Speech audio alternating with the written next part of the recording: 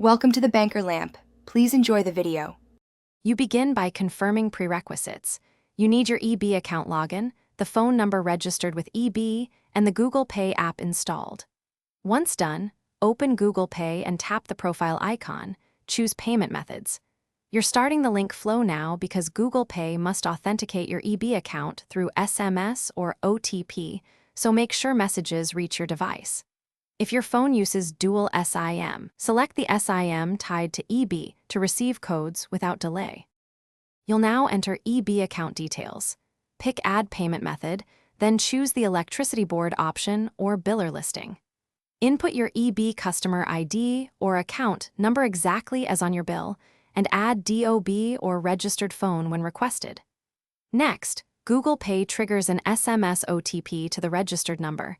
Input that code to authenticate. This step links the billing authority to your Google Wallet so you can fetch bills and set autopay. So double-check every digit. You finish by confirming the EB account appears under Payment Methods and then fetch the latest bill to test the connection. Choose autopay or manual pay. Save a card or UPI handle for quick checkout. If the bill doesn't fetch, reopen the link flow and re-enter the account number. Typos are the most common issue.